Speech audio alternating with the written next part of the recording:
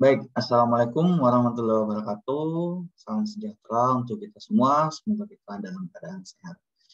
Pada video kali ini saya akan menjelaskan bagaimana pengantar mengenai gizi pada bayi dan anak, prinsip-prinsipnya, mengenai bagaimana pemberian makanan, baik itu pada bayi dan juga anak. Baik, langsung saja.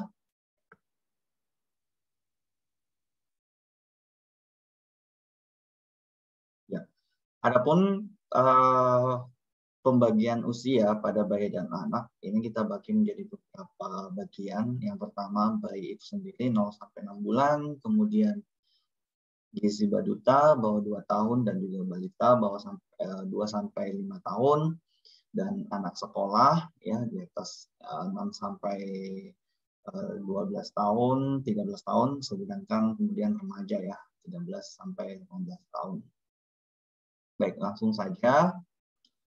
Nah, sebelum masuk ke situ, teman-teman perlu ketahui bahwa panduan makanan bagi anak-anak tersebut kita bersumber dari pedoman gizi seimbang, seperti yang sudah dijelaskan sebelumnya, bahwa gizi seimbang merupakan susunan makanan sehari-hari yang mengandung zat-zat gizi, baik itu dalam jenis dan jumlah yang sesuai dengan kebutuhan, dengan memperhatikan beberapa prinsip, yaitu keanekaragaman atau variasi makanan, aktivitas fisik, kebersihan, dan juga berat badan normal.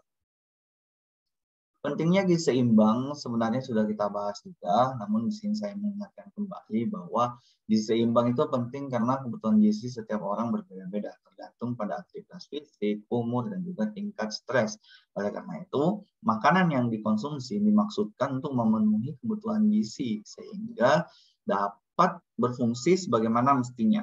Dan apabila konsumsi makanan secara berlebihan, tentu saja ini akan melebihi dari yang tubuh seharusnya butuhkan, maka dapat menjadi pencetus ya sebagai timbulnya sebuah penyakit, khususnya penyakit degeneratif.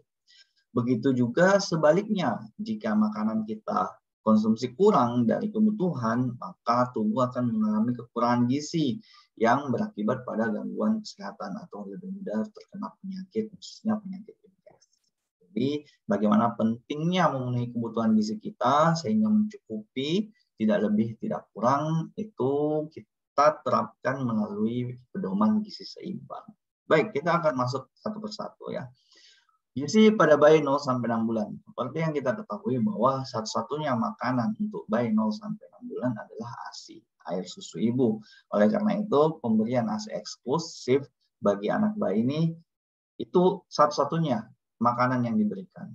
Jadi, berikan ASI saja atau ASI eksklusif kepada bayi segera setelah lahir. Ya, biasanya ada proses IMD hingga bayi berumur 6 bulan. Dengan pemberian ASI eksklusif ini dapat mengaruhi beberapa variabel ya, misalnya tingkat kematian bayi karena beberapa penyakit, yang paling banyak itu ISPA dan juga diare, kemudian mempercepat pemulihan apabila terkena sakit ya, serta dapat mengatur kelahiran khususnya bagi ibu. Dan mendapatkan ASI eksklusif itu adalah hak yang fundamental sehingga perlu komitmen ibu dan dukungan serta lingkungan sekitar. Jadi bagaimana pemberian ASI eksklusif, teman-teman silakan baca di pedoman berikutnya. Kemudian untuk anak usia 6 sampai 24 bulan atau biasa kita sebut bajuta, itu biasanya kita berikan tetap memberikan ASI, namun selain ASI itu diberikan makanan pendamping ASI atau MPASI. Setelah mencapai usia 6 bulan, bayi tetap memperoleh ASI. Ya, ASI itu sangat penting untuk bayi. Akan tetapi seiring dengan pertumbuhan bayi yang cepat dan ukurannya yang besar, ASI itu tidak cukup, sehingga kita membutuhkan makanan pendamping ASI atau biasa disebut MPASI. Sistem pencernaan bayi setelah usia 6 bulan juga sudah lebih siap menerima makanan selain ASI. Jadi silahkan diberikan makanan. Namun perlu memperhatikan tekstur ya, tekstur dari makanan tersebut. Jangan langsung memberikan makanan yang teksturnya lebih padat, lebih keras ya. Meskipun bayi sudah mempunyai refleks mengunyah, jadi di samping memberikan MPASI perlu juga mempersiapkan ya masa peralihan menuju makanan biasa. Jadi teksturnya bertingkat mulai dari lunak, ya, kemudian semi padat, gitu ya, kemudian padat makanan biasa. Untuk anak usia 2-5 tahun ini bisa dikatakan sudah bisa memberikan makanan biasa. Ya, makanan biasa adalah makanan keluarga lah, makanan yang biasa pada keluarga. Lalu variasikan makanan yang diberikan meliputi makanan pokok, lauk pauk, sayuran, dan buah. Kemudian usahakan protein yang diberikan juga berganti sehingga semua zat gizi terpenuhi. Ya, kemudian variasikan cara mengolah sehingga semua bahan makanan dapat dimasak. Misalnya anak tidak mau makan bayam, maka bayam dapat dibuat dalam bentuk dadar telur dicampurkan. Berikan air putih setiap kali habis makan, kemudian hindari memberikan makanan selingan mendekati jam makan utama. Hal ini menyebabkan anak kadang tidak mau makan lagi jika mendekati makanan utama. Kemudian untuk masuk usia 2 tahun, anak sudah bisa diberikan penjelasan bahwa manfaat makanan yang harus dimakan sehingga mengurangi rasa tidak sukanya. Jadi anak harus makan. Kemudian untuk tambahan untuk anak usia 2-5 tahun, ya, itu kebutuhan gizinya akan meningkat, ya, karena masih berada pada masa pertumbuhan yang cepat dan aktivitas semakin banyak juga. Kemudian anak sudah mempunyai pilihan terhadap makanan yang disukai, termasuk makanan jajanan. Oleh karena itu, jumlah dan variasi makanan harus mendapatkan perhatian secara khusus dari ibu atau pengasuhnya, ya, terutama dalam bagaimana kita memenangkan pilihan agar anak memilih makanan yang bergizi seimbang, bukan makanan semau dia. Di samping itu, anak pada usia ini sering keluar rumah sehingga mudah terkena penyakit infeksi ataupun cacingan, sehingga perilaku hidup bersih perlu dibiasakan untuk mencegah penyakit-penyakit tersebut.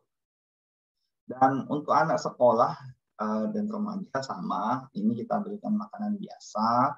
Ya, anak pada kelompok usia ini merupakan anak yang sudah memasuki masa sekolah dan banyak bermain di luar, sehingga pengaruh teman sebaya, kemudian makanan-makanan yang ditawarkan, dan aktivitas yang cukup tinggi dan keterpaparan terhadap sumber penyakit infeksi juga menjadi tinggi. Oleh karena itu, makanan yang diberikan perlu diperhatikan dengan baik juga, ya. Dan sebagian anak usia 6-9 tahun itu memasuki masa pertumbuhan cepat serta prapubertas, sehingga kebutuhan terhadap zat gizinya akan meningkat secara signifikan atau bermakna. Oleh karena itu, ya, pemberian makanan bergizi seimbang untuk anak sekolah pada kelompok usia ini harus mempertimbangkan beberapa kondisi yang sudah tadi disebutkan. Jadi sangat penting memberikan makanan yang bergizi seimbang. Nah, ini pesan-pesan gizi seimbang ya untuk remaja. Yang pertama, makan 3 kali sehari bersama keluarga jika bisa. Konsumsi ikan dan sumber protein lainnya, karena ikan merupakan salah satu sumber protein yang cukup banyak mengandung protein serta mengandung asam lemak tidak jenuh. Kemudian perbanyak konsumsi sayur dan buah, ya, bawa bekal makanan dan air putih dari rumah kalau ke sekolah. Batasi makanan cepat saji, jajanan, selingan yang asin, manis, dan berlemak. Lakukan, ya, perawatan diri, sikat gigi setelah makan dan sebelum tidur, serta tidak boleh merokok, ya, mulai hindarilah merokok. Kelompok ini kelompok usia peralihan dari anak-anak menjadi remaja sampai usia dewasa, sehingga kelompok ini penting, ya, berpengaruh terhadap kebutuhan gizi. Dan yang paling berpengaruh adalah pertumbuhan cepat memasuki usia tadi, pubertas, kebiasaan jajan, menstruasi, dan juga perhatian terhadap citra tubuh, body image pada remaja putri. Demikian perhitungan terhadap kebutuhan gizinya pada kelompok ini memperhatikan juga kondisi-kondisi tersebut. Khusus pada remaja putri itu ditekankan, ya, karena ini persiapan juga sebelum menikah. Ya, makanya untuk remaja putri selalu ditekankan makan makanan beraneka ragam, sayuran hijau, dan buah berwarna, agar kenapa itu dapat mencukupi kebutuhan gizinya. Apalagi dalam kondisi menstruasi, ya, beberapa kebutuhan zat gizi meningkat, misalnya Fe, zat besi, sehingga sangat penting bagi remaja putri untuk menjaga kondisinya, sehingga nanti saat dia mau mempersiapkan diri untuk pernikahan, kemudian kehamilan, itu bisa lebih baik jadi siap. Saya rasa itu pengantar mengenai bagaimana pedoman gizi seimbang untuk bayi dan anak. Mudah-mudahan bermanfaat. Ya, terima kasih. Saya akhiri, kurang lebihnya mohon dimaafkan. Wabillahi taufiq wal hidayah. Wassalamualaikum warahmatullahi wabarakatuh.